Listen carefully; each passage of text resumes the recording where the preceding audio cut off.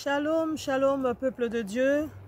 Je suis votre sœur, Dorcas Bana-Kété, appelée dans le ministère prophétique depuis 1991. Lorsque le Seigneur m'a appelée, j'étais très jeune et je n'avais pas vraiment conscience à l'appel de Dieu.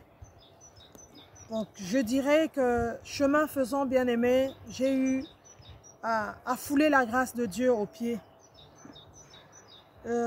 J'ai eu une marche bien-aimée dans laquelle je n'avais pas la crainte de Dieu. Jusqu'au jour où le Seigneur me dit, je vais t'envoyer en Europe pour aller faire ma mission. Précisément en France pour aller faire ma mission. Et quelque temps après, le Seigneur m'a ouvert la porte et je suis arrivée en France en 2001. Et malgré que le Seigneur m'avait dit qu'il m'avait envoyé en France pour venir faire sa mission bien-aimée, je continuais toujours à prendre les choses de Dieu à la légère. Et pourtant, j'étais déjà consacrée dans le ministère prophétique depuis 2000. Depuis l'année 2000, voilà. À Brazzaville, j'ai été consacrée dans le ministère prophétique en l'an 2000. J'arrive en France une année après. Je prenais toujours les choses de Dieu à la légère parce que je me disais que la grâce de Dieu est là. Même quand je marchais dans le péché, j'avais toujours des révélations. Même lorsque je n'obéissais pas à Dieu bien-aimé, le Seigneur donnait des prophéties qui s'accomplissaient. Et j'ai eu à rencontrer ce que j'ai rencontré comme situation en France. Je me suis mise à fumer de la cigarette. Et malgré que je fumais bien-aimé, à un moment donné, j'avais une cellule de prière à la maison. Je conduisais une cellule de prière. Je faisais des consultations, des gens m'appelaient en tant que prophétesse, je consultais, j'organisais des nuits de prière. Et jusqu'au jour où le Seigneur me parle en 2012, il me dit « Retire-toi, je veux te parler ». Bien-aimé, j'avais pris cela à la légère comme d'habitude.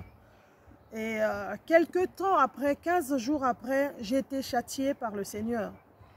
Alors, j'ai souffert de la méningite. Et en même temps, j'avais une trompe infectée, j'avais une grossesse arrêtée, le fœtus était mort à l'intérieur. Et il a fallu qu'on m'opère pour enlever la trompe qui était infectée. Et du coup, ça faisait beaucoup. Donc l'infection au niveau de la trompe, la méningite, la douleur était tellement immense que le corps médical avait jugé bon de me mettre dans un coma artificiel afin d'abréger la douleur. Et pendant ce coma, bien-aimé, pendant que j'étais dans le coma, je me suis vue sur une chaussée en train de marcher. J'étais en train de marcher en direction d'un tunnel. J'arrive devant le tunnel. Je m'apprêtais à rentrer dans le tunnel, bien-aimé. J'ai vu une lumière qui venait du ciel. Cette lumière m'a ébloui. Et quand j'ai levé ma tête, j'ai regardé, j'ai vu un écran géant. Et à l'écran, il y avait ma voiture qui était garée, il y avait mes enfants qui étaient restés à la maison.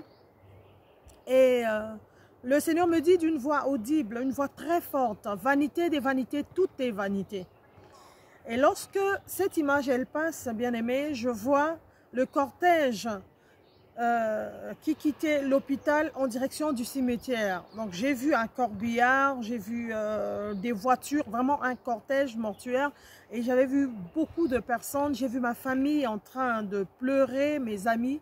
Et il y avait une sœur que j'avais vue aussi parmi les personnes qui étaient là, qui disait, ce sont les obsèques de la sœur Dorcas et les obsèques de la sœur Dorcas. Et quelque temps après, la même voix forte me dit, repars, va annoncer la repentance et le retour de Jésus-Christ.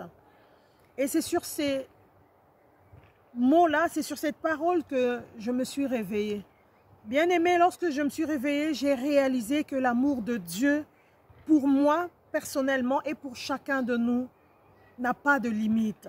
Dieu est bon. Dieu est bon, bien-aimé. Depuis septembre 2012, le Seigneur m'a conscientisé. J'ai compris, j'ai réalisé qu'être en vie, bien-aimé, c'est une grâce. Donc depuis là, j'ai pris la décision de servir le Seigneur de tout mon cœur, de toute mon âme, de toutes mes pensées et de toutes mes forces. Donc le message que j'ai, c'est celui de la repentance et du retour de Jésus.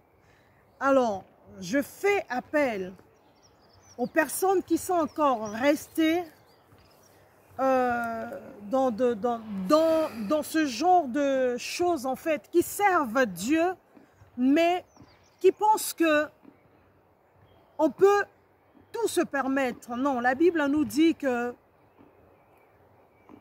tout est permis, mais tout n'est pas utile.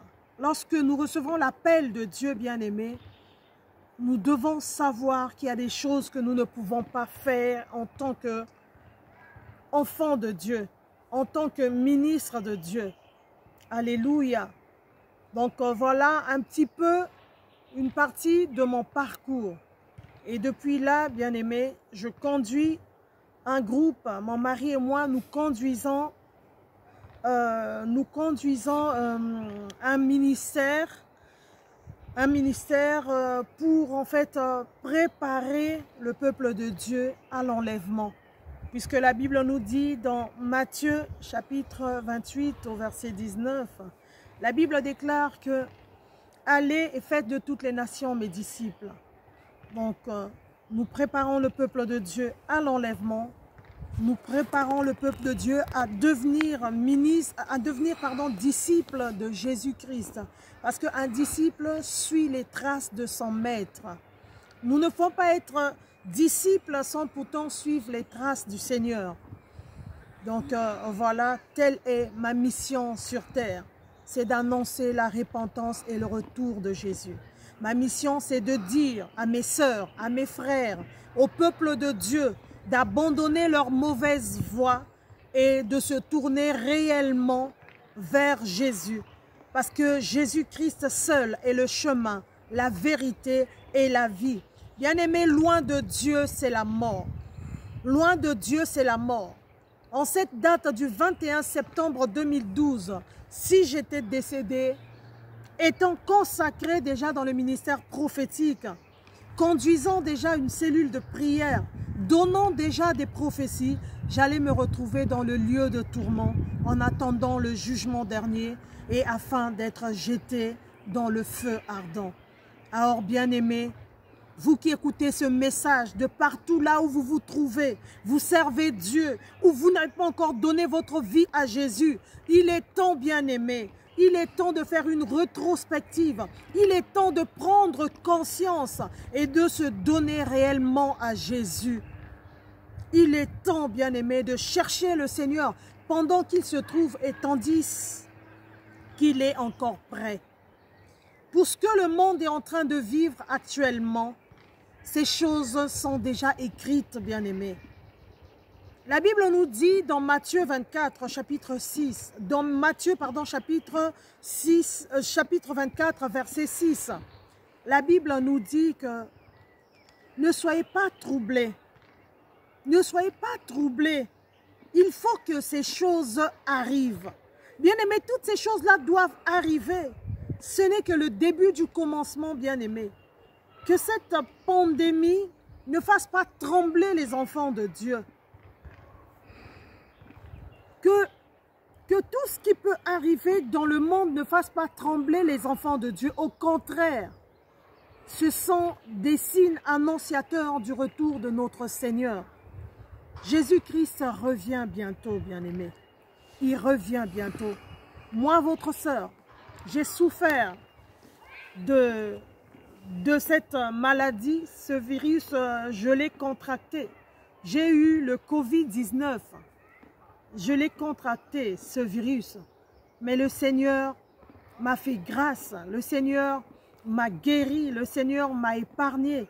Parce qu'il a dit dans sa parole, dans Ésaïe 53, à partir du verset 5, la Bible nous dit que par ses meurtrissures, nous sommes guéris. Alors Jésus est passé à la croix, bien-aimé, pour nous. Il a été brisé, bien-aimé, pour nous. Il a été blessé pour nous, crucifié à la croix pour nous. Enfants de Dieu, n'ayez pas peur du Covid-19. N'ayez pas peur du Covid-19. Fléchissant les genoux, levant les yeux vers Jésus parce qu'il est réellement vivant. Jésus-Christ est vivant, bien-aimé. Si ton temps est arrivé, tu partiras. Mais que tu partes dans le Seigneur. Si ton temps n'est pas encore arrivé, bien-aimé, quel que soit ce qui pourra s'abattre sur terre, tu ne partiras pas. Alors, enfants de Dieu, peuple de Dieu, soyons confiants. Soyons confiants, bien-aimés. Dieu n'abandonne jamais ses enfants. La preuve, il est parti me chercher dans la vallée de l'ombre de la mort. Il m'a sorti de là. Dieu est fidèle. Dieu est fidèle. Si tu sais en qui tu as cru, bien-aimé, tu ne paniqueras pas. Tu ne vas pas paniquer. C'est comme je l'ai dit tantôt, si ton temps est arrivé, que le Seigneur permet que tu partes, bien-aimé, bats-toi pour partir dans le Seigneur. Parce que loin de Dieu, c'est la mort. Que la mort ne fasse pas peur aux enfants de Dieu. La mort est juste un moyen, c'est juste un changement de corps. Voilà, nous laissons le corps physique pour vêtir un corps incorruptible, pour être auprès du Père. C'est juste, voilà, un voyage. Un enfant de Dieu ne peut pas avoir peur de la mort. C'est vrai que ça fait mal à nos proches, ça fait mal à ceux qui vont rester. Mais pour celui qui part, s'il est dans le Seigneur, s'il a une bonne relation avec le Père, c'est une joie. C'est une joie, bien-aimée, d'aller rejoindre celui qui était, celui qui est et qui revient bientôt, qui est Jésus-Christ de Nazareth. Bien-aimés, que le Dieu d'Israël vous bénisse abondamment. C'est votre sœur, prophétesse Dorcas Banakete. Soyez abondamment bénis et à très bientôt. Au revoir.